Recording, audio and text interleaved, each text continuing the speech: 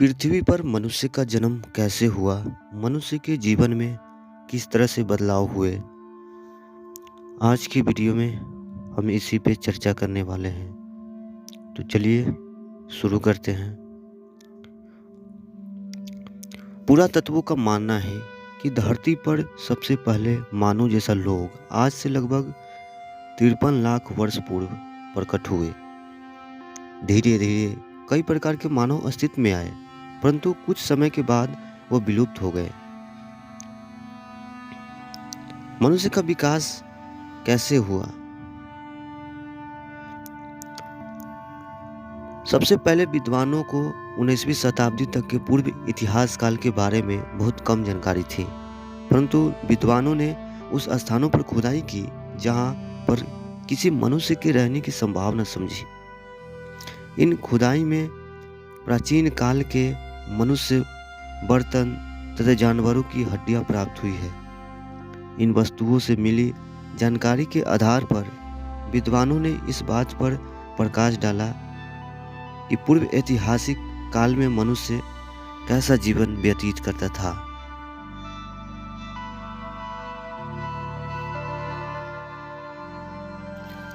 विद्वानों का विचार है कि मानव जाति का इतिहास 40 लाख वर्ष पुराना है। मानव की उत्पत्ति का संबंध जीव विज्ञान से है। इस उद्देश्य के लिए सबसे महत्वपूर्ण विकास की क्रिया है। मनुष्य का विकास में आना कर्मिक विकास का एक परिणाम है। विकास का क्रमबद्ध व्याख्या करने का श्रेय चार्ल्स डार्विन को जाता है।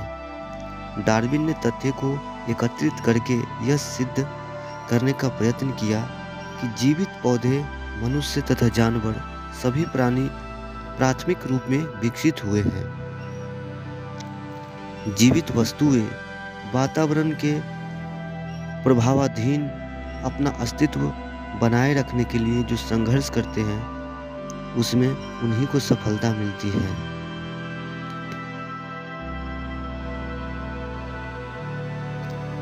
मनुष्य जाति स्तनधारी है। मनुष्य नर वानर से संबंध रखते हैं। नर वानर स्तनधारी जीवों के उन वर्गों से संबंध रखते हैं जो कि पूर्ण विकसित हैं तथा बुद्धिमान हैं। मनुष्य, बंदर तथा लंगूर इस वर्ग से संबंध रखते हैं। इनके शरीर पर लंबे बाल होते हैं तथा दांत कई प्रकार के होते हैं। उनके शरीर के तापमान में स्थिरता होती है।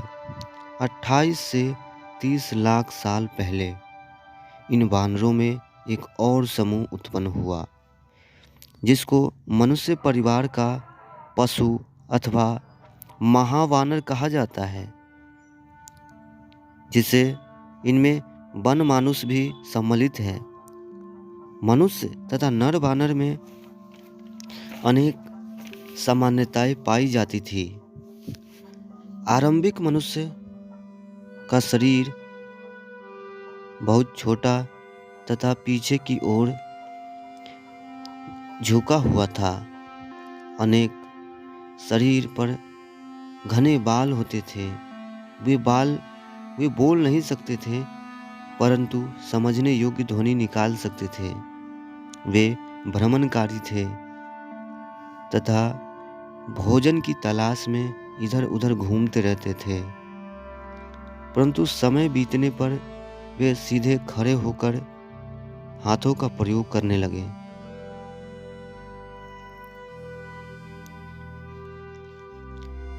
आदि मानव की उत्पत्ति सर्वप्रथम 12 से 20 लाख वर्ष पहले अफ्रीका में हुई थी।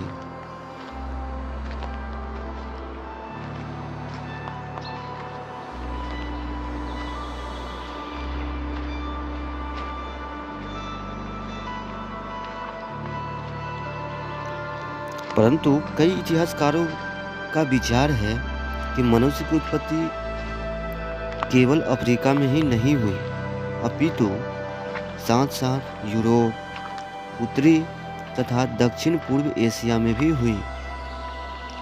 यह पाषाण युग तथा आदि मानव की उत्पत्ति का युग कहा जाता है, क्योंकि इस काल में मनुष्य हथियार बनाते थे।